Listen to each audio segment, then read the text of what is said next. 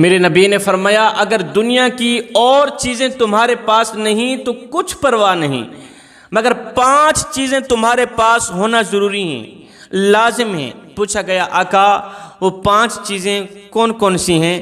میرے نبی نے فرمایا نمبر 1 رزق حلال، حلال کی کمائی۔ حضرت سعد بن ابی وقاص رضی اللہ تعالی عنہ ایک صحابی رسول ہیں، انہوں نے آقا کریم علیہ السلام سے عرض کی آقا آپ اللہ سے دعا کریں کہ اللہ تعالیٰ مجھے مستجاب الدعوات بنا دے، یعنی کہ میری ہر دعا قبول ہو، میری سب دعائیں قبول ہوں۔ میرے نبی نے فرمایا صحابی حلال رزق اپنے اوپر فرض کر لو، حلال رزق اپنے اوپر لازم کر لو، تم مستجاب الدعوات بن جاؤ، پھر تمہاری ہر دعا قبول ہوگی۔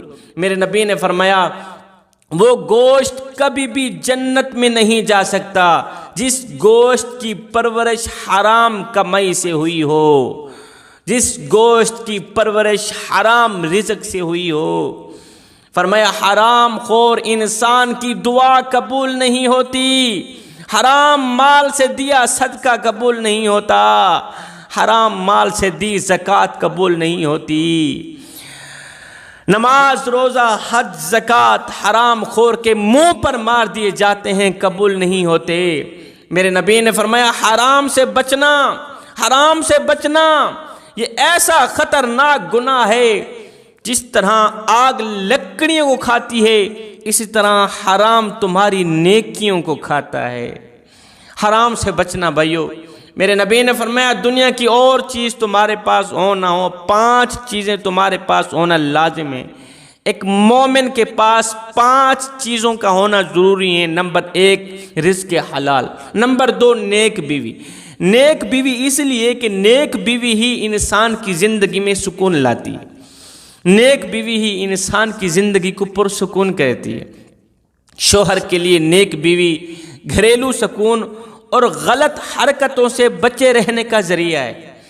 ایک نیک بیوی اور اچھی بیوی ہی شوہر کے حقوق ادا کرنے کے لیے ہر وقت تیار رہتی ہے۔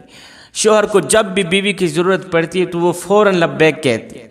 شوہر کے حقوق ادا کرنے کے لیے اللہ اور اس کے رسول کی رضا کے لیے ہر وقت تیار رہتی ہے ایک نیک بیوی۔ اگر کسی کو نیک بیوی مل جائے تو گھر جنت بن جاتا ہے۔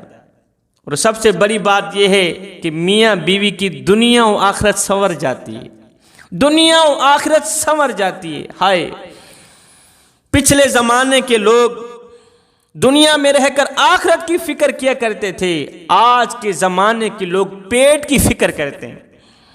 پچھلے زمانے کے لوگ جھوٹ بولنے اور بے ایمانی سے ڈرا کرتے تھے، آج کا بچہ ماں کی گود میں بیٹھ کے جھوٹ بولنا سیکھ رہا ہے اور ماں خود سکھا رہی۔ بچے کو اپنی گود میں بٹھا کے ماں بچے کو جھوٹ بولنا سکھا رہی، ماں بچے کو برائی کرنا سکھا رہی، ماں بچے کو گناہ کرنا سکھا رہی۔ اللہ ماشاءاللہ ہر ماں کی بات نہیں کر رہا، بہت سی مائیں اس طرح کی ہیں جو بچوں کو برے عمل سکھا رہی ہیں۔ بچے آپ کی نصیحت سے نہیں آپ کے عمل سے سیکھتے ہیں۔ بچے آپ کو دیکھتے ہیں کہ آپ اپنے گھر میں زیادہ موبائل میں مشغول رہتے ہیں یا قرآن مجید کی تلاوت میں مشغول رہتے ہیں۔ فجر کی نماز اٹھنے کے لیے آپ صبح جلدی اٹھتے ہیں یا 9 بجے تک سوتے ہی رہتے ہیں۔ نمازوں کی پابندی کرتے ہیں یا لاپرواہی کرتے ہیں۔ بچے آپ کو دیکھتے ہیں، آپ کا کریکٹر دیکھتے ہیں، آپ کا عمل دیکھتے ہیں کہ آپ فلمیں ڈراموں سے اپنا دل بہلاتے ہیں یا اللہ کے ذکر سے دل بہلاتے ہیں۔ بچے دیکھتے ہیں کہ آپ دوسروں کی غیبت کرتے ہیں یا ان کی تعریف بیان کرتے ہیں۔ آپ اپنے گھر میں نوکروں اور ملازموں سے بدتمیزی اور بد اخلاقی سے پیش آتے ہیں یا آپ ان کو بھی عزت دیتے ہیں۔ بچے آپ کو دیکھتے رہتے ہیں۔ آپ گھر میں خوش مزاجی اور مسکراتا ہوا رہتے ہیں یا لڑتے جھگڑتے رہتے ہیں۔ بچے آپ کو دیکھتے رہتے ہیں، آپ کے کیے ہوئے پر عمل کرتے ہیں۔ آپ اپنے والدین کی خدمت کرتے ہیں یا ان سے بدسلوکی سے پیش آتے ہیں یا والدین سے بدتمیزی کرتے ہیں، ان کی بے عزتی کرتے ہیں۔ بچے آپ کو دیکھتے ہیں۔ آپ کا ہر عمل آپ کی اولاد غور سے دیکھ رہی ہے، آپ کی ہر عادت ان کی شخصیت کا حصہ بن رہی ہے۔ آپ اپنی اولاد کو لاکھوں نصیحتیں کریں، جب تک آپ خود ایک اچھی مثال قائم نہیں کرتے، آپ کی اولاد صحیح راستے پر نہیں آئے گی۔ نمبر 3، دیانت داری۔ میرے نبی نے فرمایا قیامت کی ڈھیروں ساری نشانیوں میں سے ایک نشانی یہ بھی ہوگی کہ لوگوں کے دلوں سے دیانت داری ختم ہو جائے گی، ایمانداری ختم ہو جائے گی۔ جب لوگوں کے دلوں سے ایمانداری ختم ہو گئی، دیانت داری ختم ہو گئی، تو پھر وہ مومن نہیں رہیں گے۔ جب بندہ مومن نہیں رہتا پھر اس کے ایمان کا خطرہ رہتا ہے، ایمان اس کا محفوظ نہیں رہتا۔ ذرا سوچیں، کہنے کو تو ہم مسلمان ہیں، کیا ہمارے کام بھی مسلمانوں والے ہیں؟ سنو، جہاں امانتیں برباد ہونے لگتی ہیں وہاں پیمانے بدل جایا کرتے ہیں۔ ہم میں سے ہر ایک بندہ اپنا کام دیانت داری سے کرنے کے بجائے دوسروں پر تنقید کرنے کا عادی بن گیا ہے۔